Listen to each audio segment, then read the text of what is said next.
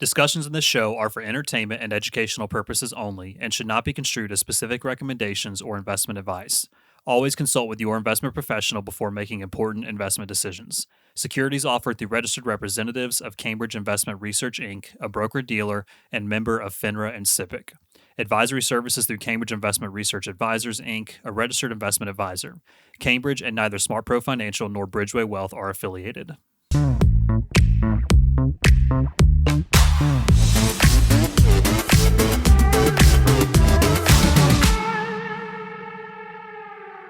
Hey, everybody. Welcome back to the Working Wealth Podcast. I'm Patrick Rogers with SmartPro Financial, and we're super excited to have you here for a two-part series where we're bringing in a very good friend and business coach of ours, Mr. Ren Flickinger. And we're going to talk about a little bit of his background, how he got into the business coaching side of things, some of his background with sales, and just can I just say everything business? Let's not put it in a box, just business, right? We'll throw the box on the table. Yeah, and then we'll throw the box away. Yeah. Who cares about recycling these days? They took away our recycling bins in Simpsonville. You got to take it to this place. It's a whole thing, right? But yeah, so we'll put it all on the table, talk about business here, episode 1, and then part 2, we'll get into more specifics around like the drivers of business and how to make that work for you. And I think one of the key things, at least for me, is I want to make sure that as we have this conversation, obviously helping small business owners, entrepreneurs, those that want to get into business, but connecting that back to the reality of just like the cash flow quadrant, right? Mm-hmm. Everyone to build wealth needs to focus on just taking margin on their cash flow and using it to build their balance sheet. Yep. It's that simple. Yeah. Right? It's like, how do we then apply that in our lives, whether you're a business owner, employee, self-employed, investor, et cetera, like all those kind of things. Yeah. Right.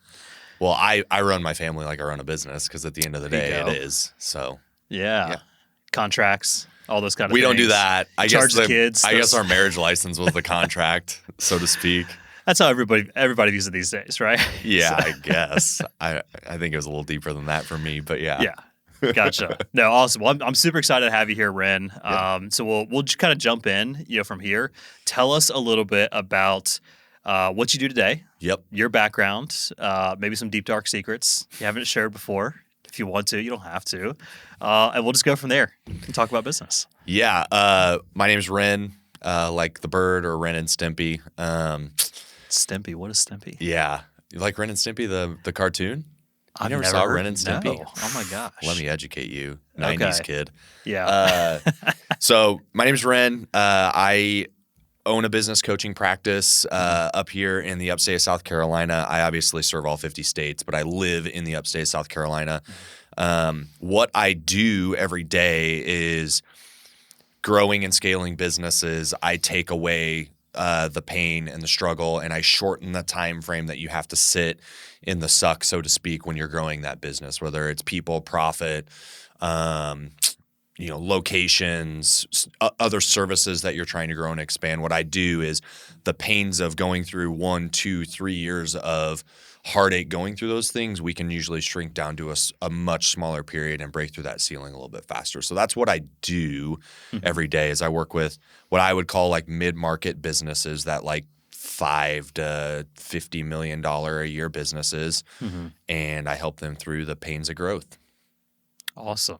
Good deal. And then how did you get into the business coaching side of things? I know there's like a lot of backstory here. Yeah. And I love it because there's so many different aspects to play in here. But like tell us like what was it that led you to really just like knowing this is the path to start with, and then all the things that led up to that? Yeah. So I would say my story is similar to other coaches in the market, but also vastly different. So there's typically when you are a coach, you have been through a coaching system in the past, and that's kind of what drives you to being a coach. So I worked in a multi-million-dollar business that was scaling and growing, and the first year of me being on the leadership team of that group, we all said something's off. The financials say that we're doing really, really well, but something in our gut says something is off and we're going to hit some roadblocks ahead. So we were all tapped out in terms of time. We didn't have any extra time to give to the business, and we certainly didn't have any extra time to like implement a system. We had all read Traction, which everybody knows, written in 2006. That's what EOS is based off of, is that book. We had all read it and said, this is great. We want to implement these things, but we didn't have the time to do it.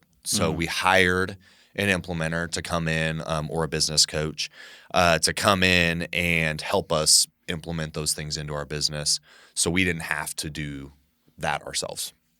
That was my introduction to a coaching system, to an operating system within a business. And from there, we ran that system for another 5 years, and we actually let our implementer go about a year into engagement, and we started to open other locations of the business all across the Midwest. When we did that, we broke those into small businesses, so to speak, and I went around with a group of people, and we implemented what we learned from EOS into those new small businesses that were a part of our larger business. So that's what got me into coaching. Was I got the rare opportunity to do it under the umbrella of a larger company. So there's like a safety net there for me. Right. And then when we decided to move to South Carolina, I did the same thing for a similar company out here for 8 months. And honestly, what I saw was what happens when you don't have a clear picture. You don't have a team that's bought it. I saw like the opposite effect of running the system but not running it well. And that really just like reignited my spirit to go out and teach other people how to do this the right way, and help them execute on those things. So that's what got me into coaching, and then I went full-time into it. There's a whole story behind that, and it's your fault, which is a good thing. Fault or benefit or all of the above. Yeah. No, that's great. So maybe take one step back, because like we probably have some people on that are watching the show. I hope we have people watching the show, number one, to start with. You do. If you don't watch the show, I don't know how you're seeing this right now, but please start and share and like and all that kind of stuff. But just rolling back, so like EOS, like I'm very familiar with that. A lot of folks that I work with, like small business owners, or solopreneurs, independent contractors, like to get large 1099 income, things like that.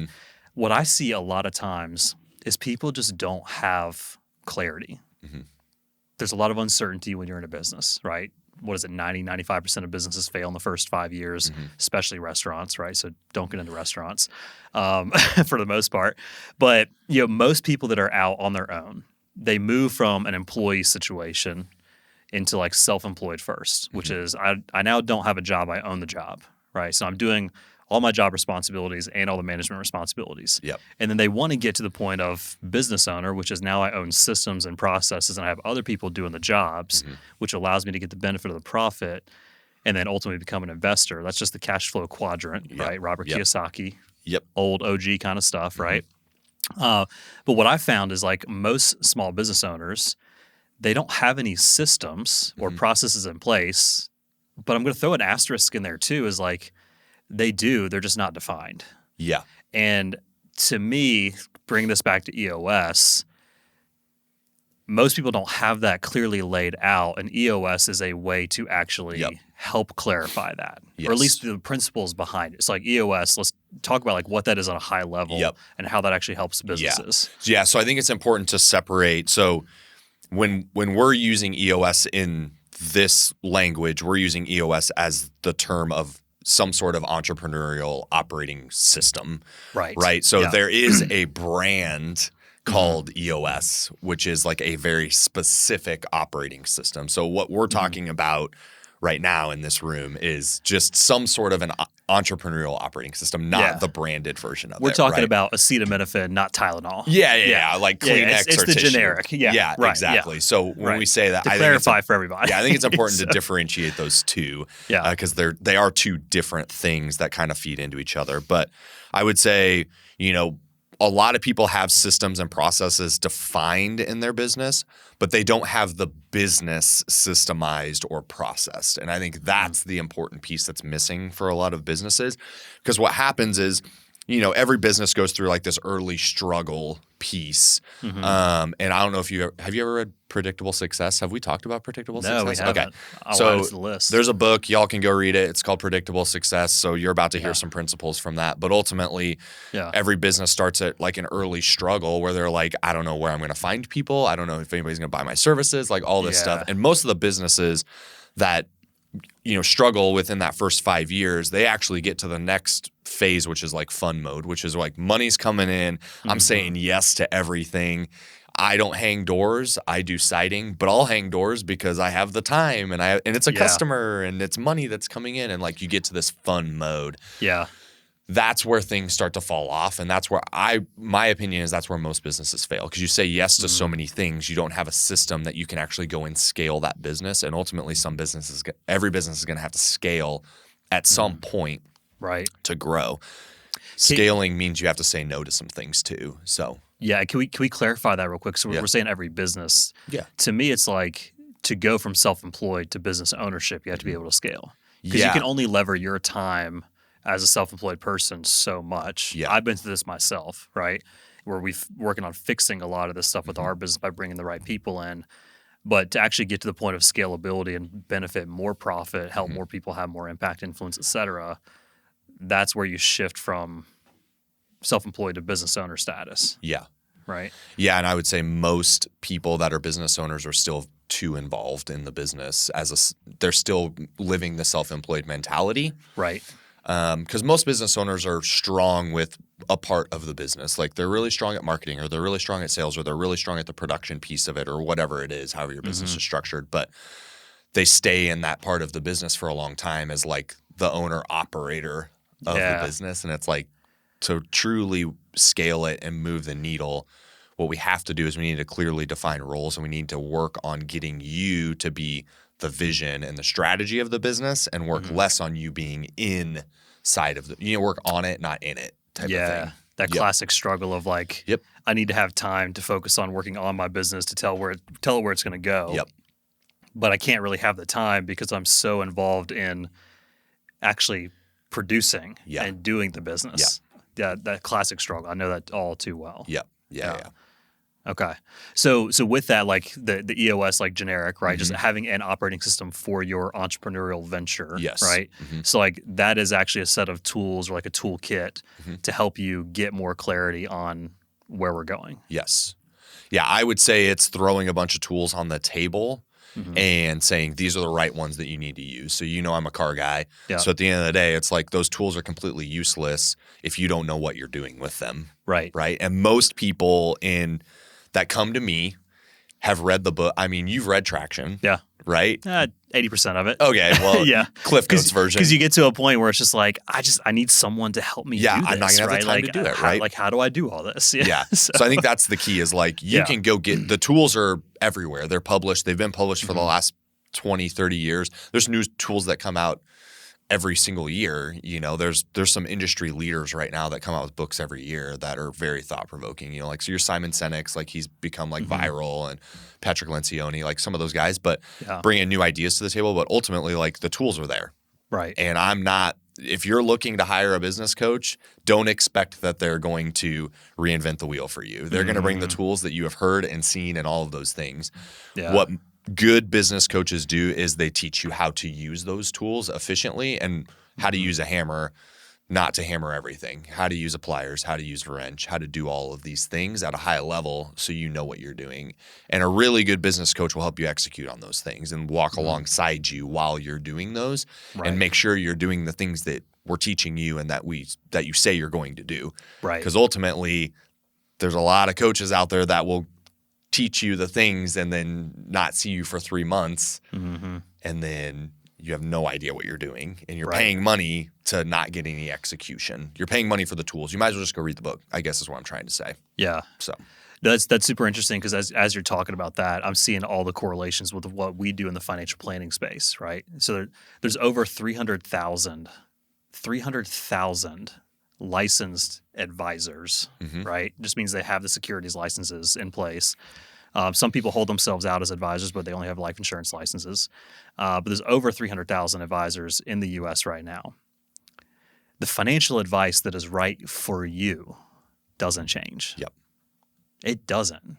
All the tools are out there. Like anybody could learn anything about everything on Google, maybe not Yahoo search, Ask Jeeves, rest in peace, like all those kind of things. Like all the information is there, but it's how you implement it for you is important. Like that's ultimately the best thing. And that goes back to having the person who's going to guide you and collaborate with you and partner with you and coach you, which ultimately goes back to the accountability side. Yeah. Which is like you can have all the information in place.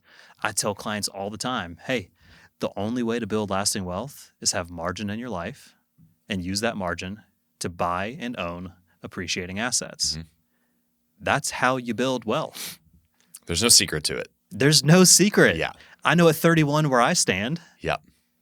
It was pretty good, right? Yeah. Like the key thing is like if you just follow the process Yeah. and you have the accountability, you can actually get where you want to go. Mm-hmm. And taking that back to the business piece, like the tools are there. Yeah. Run a good P&L. Yeah. Hire the right people.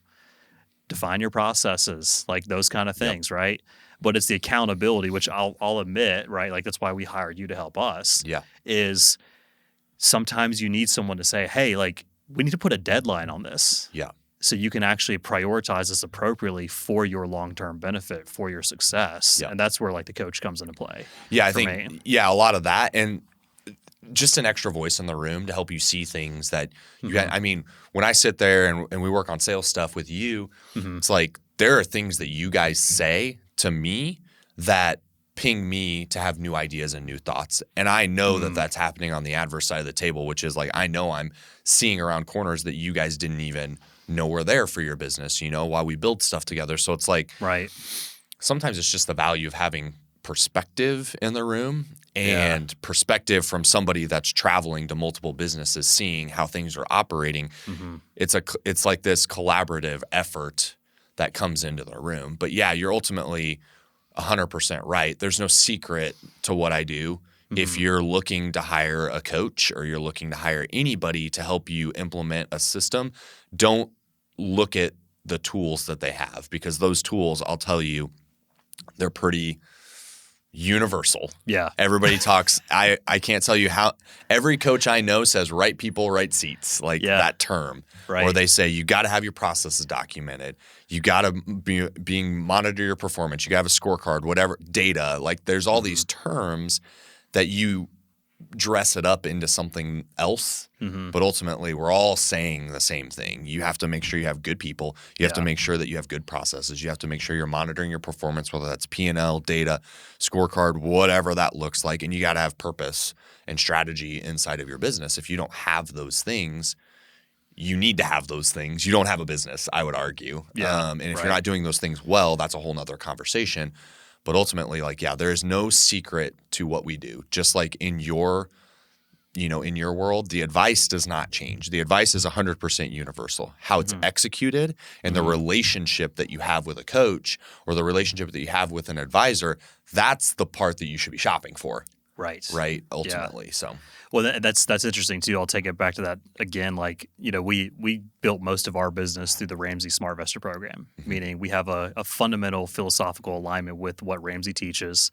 It's good common sense biblical principles around money management, all about stewardship, making sure you're making wise decisions, being proactive with your financials.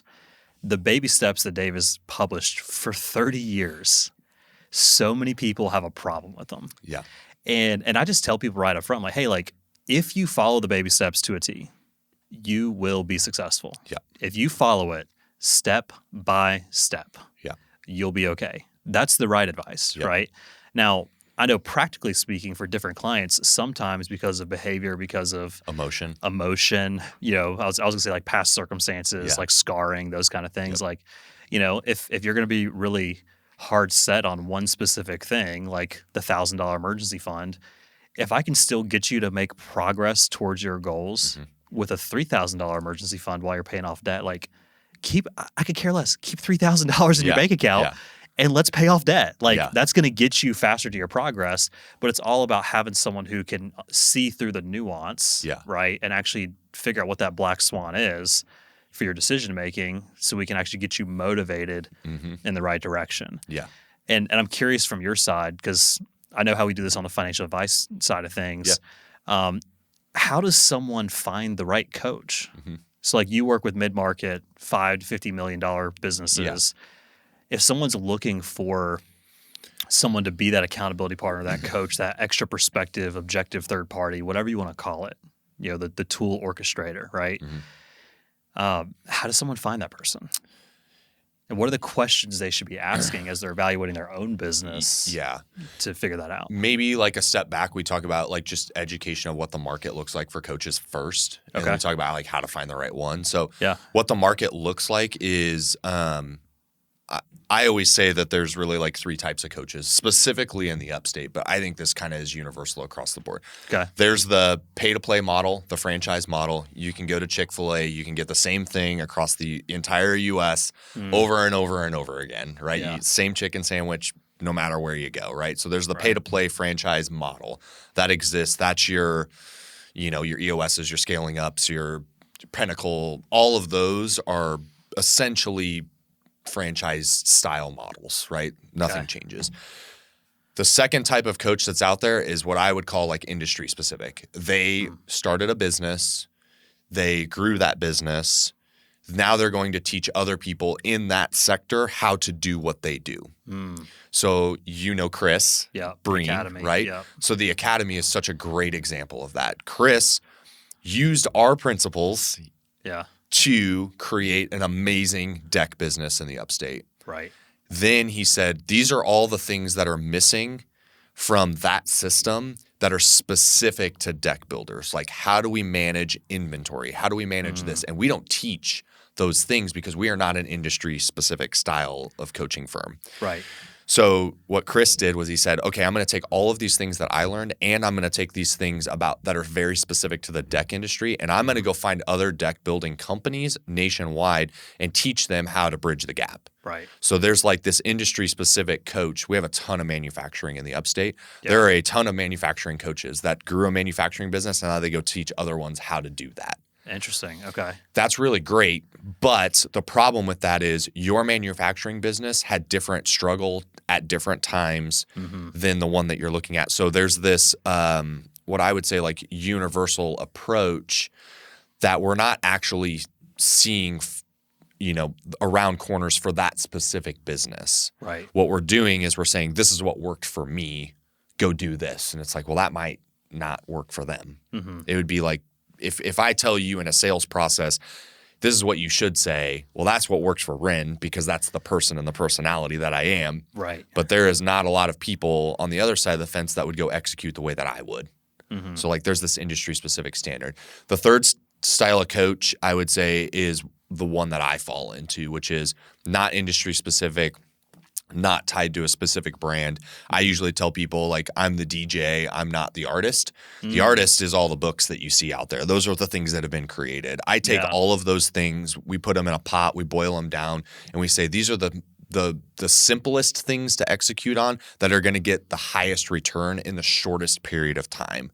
So we get to beg and borrow from all these other systems and platforms, and we get to use things like Lencioni and Senec and Jim Collins to bring into our operating system to help businesses and meet them where they're at. Because at the end of the day, if they have a financial problem inside of that business and we're teaching them how to manage their people, the very first thing, well, that's not really benefiting that business. We got to fix the cash flow problem first so we can teach you how to do those things. And then we can start to talk about how do we bring more people into this organization and find the right people. So I would say there's 3 different types of coaches. The first one is the pay-to-play model. The second one's the industry specific. And the third is the DJ, the one that can take all of the resources, boil them into one. So to answer your second question, how do you find that coach? Well, this podcast will help you find me. And so if you're a deck builder, please call Chris. Or call me because it's basically the same thing. But I would say the other thing is like, I think it's important to educate yourself on what you're actually getting and find out the background of the person that you're getting. Because there's a lot of people that, and this, you can pay to play and go be an implementer for any of those systems and not actually have owned a business, run a business, scaled a business, been there, live bullets flying, and been able to navigate the battlefield, right? A lot of those people, especially now, quite frankly, just aren't qualified to give the right advice to people, and they're just running the play over and over and over again. It's the classic like MBA program professor that's never run a business. Yeah. Like they got out of school and they worked a job for 2 years, hated it, went back to school to get their PhD, and now they've been in the the education environment for years. Yeah. Like you have no credibility to speak about what you're talking about because you haven't actually run a business. Totally. And I would even say like, I don't have an MBA, but just from what I've seen and researched and learned is like maybe some of that stuff works like in the massive corporate machine, but on a small business side where you're actually dealing with people directly, not just your employees, but also your consumers, your vendors, all that kind of stuff. Mm-hmm. It's a different approach and a different animal that you have to be more dynamic with. Yeah. And I think that going back to like what you're saying around the non-industry specific, that's the way we look at financial advice too. Is I'll tell people openly, I work with clients that are worth $25 million. I do. And I'll work with clients that are worth negative $750, right? And here's the thing. The principles don't change. Where the decimal is on the zeros changes, right? If you're trying to expand, preserve, grow your wealth over here, same principles as I'm trying to expand, preserve, grow my wealth over here. Yep. It's just maybe how you approach it. Like maybe my shovel is larger or smaller. Mm-hmm. I'm still in a hole trying to, fill the hole, right? But how do I just apply those things differently? And to me, that's been a really big benefit of working with a vast array of clients instead of niching down like a lot of advisors do, is I get to pull that experience and apply that experience in different ways. Yeah. And even the way we started this conversation is, talking about the cash flow quadrant, the things that work for a business owner also work for an employee. You're taking cash flow and you're moving that to your balance sheet. And then down the road, you want your balance sheet to be so robust that can actually fund the cash flow of what you need over here. Yeah. That's financial success. Yep. Like anybody who tries to overcomplicate that should be like barred and unlicensed, in my opinion. But there's so much. You said there's 300,000 people in the nation. 300,000. Over 300,000. Yeah. I would argue, the average age of financial advisors also is like 57 right now. I would argue 70% of those people are doing what you just said. They should be disbarred. Yeah. They're just selling product. They're not even paying attention or caring about the impacts. And what led me to you was my bad experience in the Big Brother style. Right. I won't name the name, but ultimately, like that was the experience that I had, and it wasn't what I wanted. Right. Does it work for people? Yeah, it works for people, but it doesn't work for me. Right. So that's kind of what led me to you. I want to go back to when you said, this broad array of people. And when I say 5 to 50 million, I want to be really clear. Like that's target market. That's what I go and seek out is 5 to 50. That doesn't mean that I won't take clients under 5 and I won't take clients over 50. Yeah. And just like for you, you have a target market of people that you will go after. You will take people above and below that circumstantially based on what they're struggling with or where they're at, right? Yeah. You will also take people that aren't in your target market that don't fit your purpose, mission, values, and you will say, hey, we're not going to be a good fit. Right. Yeah, so it's like, I just wanted to go back to that. There's a difference. And I think that I'm really glad you actually went on to that because that applies for both businesses and really any business, right? If you're a business owner, you're like kind of you alluded to earlier, I hang siding, but I'll hang your doors too, right? Yeah. Like it's not necessarily about just the actual product service experience you offer. All of that is irrelevant if you aren't aligned on mission, philosophy, values, right? So like, yes, I absolutely love helping people that are just starting out because that's where I was and nobody gave us a chance. Go back and listen to our first episode, of this podcast. Haley and I talk about our experience. We had 3 different advisors say, hey, call us in 5 years or buy this insurance product. Nobody gave us a chance. Yeah.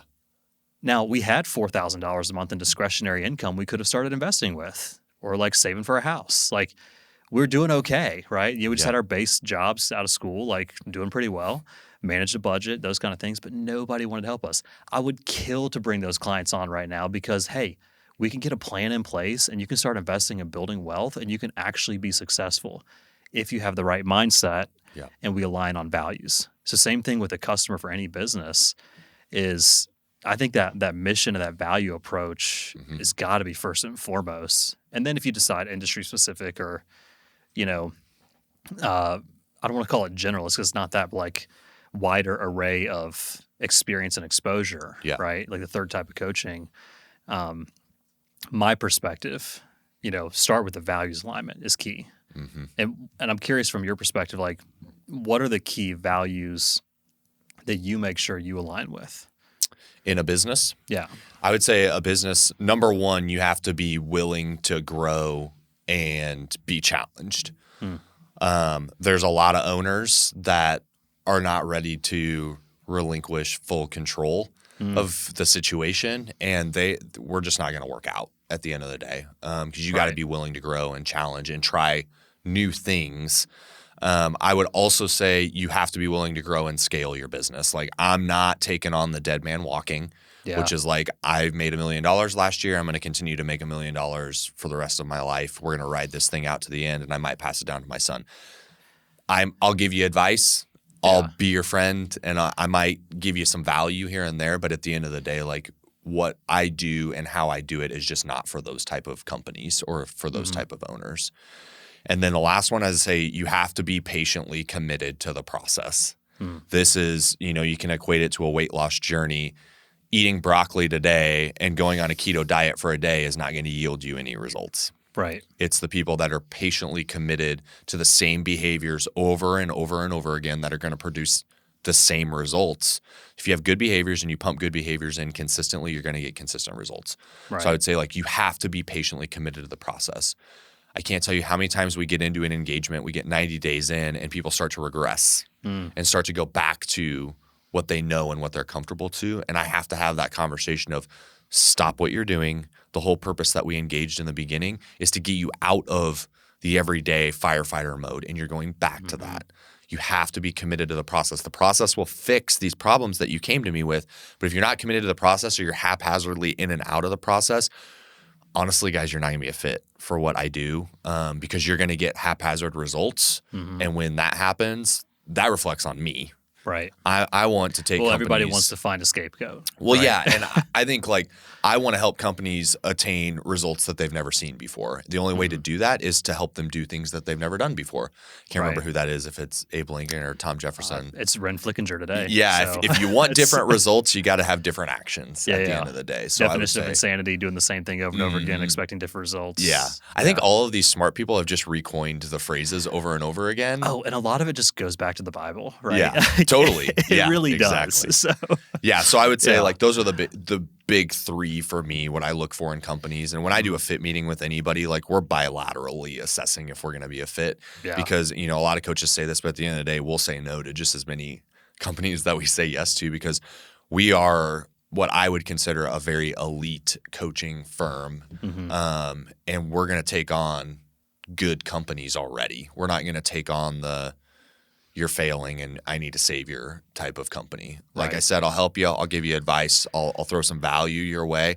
Yeah. We can go to coffee and we can have a conversation. But at the end of the day, like my engagement is not going to be valuable for you. And it's certainly not going to be valuable for me at the end of the day. Yeah. So, and I view that just like in our vein, and it carries over, is those that are actually making moves to progress in their journey rather than just like, I'm hanging on to that $40,000 student loan bill for the past 10 years just because, eventually something's going to happen and the government's going to save me from my decisions.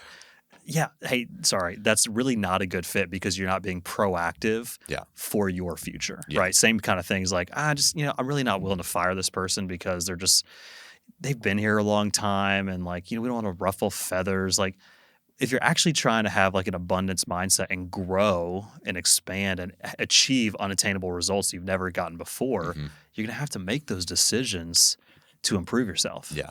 Right. And that's where I go back to just that. I don't know. I guess it's like abundance mindset. Like, hey, we're going to move in the direction forward and it's going to work out because we're going to keep doing the right things consistently. And we have the right person coaching us through that and holding us accountable to make those decisions. Yeah. And just a voice in the room, man. Like, a lot of times it's like, I don't know if this is the right decision. And somebody can speak up and say, like, did you think about these things? And they're like, well, no, I didn't think about that, but that completely changes my perspective. It's like, yeah, I mean, those things could happen. We make this decision to change the commission plan. Like, how do you think your sales team is going to feel about that? What do you think their reaction is going to be? What happens if you change it and everybody leaves? What happens if everybody loves it? Like, we got to think of all angles, and sometimes it's just having a perspective in the room that can throw out those questions and say, did you think about these things? And then all of a sudden the decision seems much easier to make, and you know the clear answer when you have all the information at the table. But most of the time when you come to the table with an idea, you have limited information, especially visionaries. It's just an idea at that point. There's no executables. That's why they have a team under them that can go execute. Right. So I think it would be important to talk about like some basic business principles that have to be in every business or relationship or family or any of those things. I think it'd be important to maybe like dive into those things. I think that's like a whole nother episode. I was about to say the same thing. Yeah, I think this is really good like introduction here, and we're gonna jump into episode 2 here in just a second, or part 2 of this series. But for right now, I'd say let's wrap this one here. We're going to put your contact information in the show notes for this show, and we send out the podcast via our client newsletter. Definitely make sure to promote that as well. Yeah, cool. Any like final parting words, because we're going to get into more specifics on business next episode.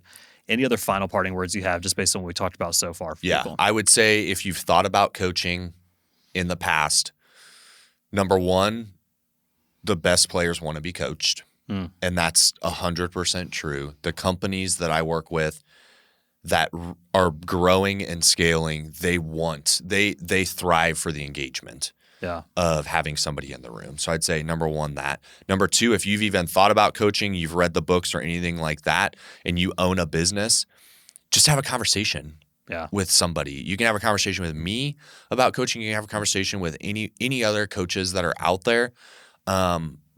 But my parting words would be cautious, because it is your business. It is your baby. Like, it needs to be in good hands, and it needs to be in the hands of somebody who knows what they're doing and that's qualified to do it. So I would just encourage you, like, if you've had that thought or you felt like the business is doing well but something's missing, just reach out to me and have a conversation with me. Like, do a fit meeting, talk about it. Even before that, I have a coffee calendar. I have a lunch calendar. Like, I love being engaged in the community all the time. I don't love being in my office or sitting at home or any of those things. So I will have 1,000 conversations a day that lead to 0 clients, because that's what I enjoy, and I'm a considerate helper by nature. So just reach out to me and have a conversation with me. It doesn't hurt anything other than maybe an hour of your time. Awesome. An investment of time for an investment in your future. Totally. Awesome. Well, Ren, thank you so much for being here. Really appreciate this. I feel like we've covered a lot of stuff very, very quickly. If you are coming to the end of this episode, you haven't watched our other episodes in the past, please go back, watch everything, learn something, share it, like it, review it. We can't grow without your commentary, so let us know who you want to have on the podcast as well. We will be back in a couple weeks with episode 2 with Ren Flickinger, coach extraordinaire. Maybe. I don't know. I can call it that. But with Ren here, talking more specifics around business principles, foundational elements, things we got to have in a business to be successful, which also does carry over to our personal lives, not just financially, but faith, family, wellness, all those things. So appreciate your time, and we'll catch you next time. Thanks.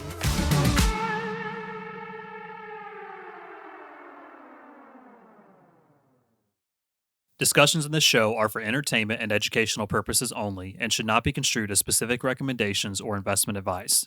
Always consult with your investment professional before making important investment decisions. Securities offered through registered representatives of Cambridge Investment Research, Inc., a broker-dealer and member of FINRA and SIPC. Advisory services through Cambridge Investment Research Advisors, Inc., a registered investment advisor. Cambridge and neither SmartPro Financial nor Bridgeway Wealth are affiliated.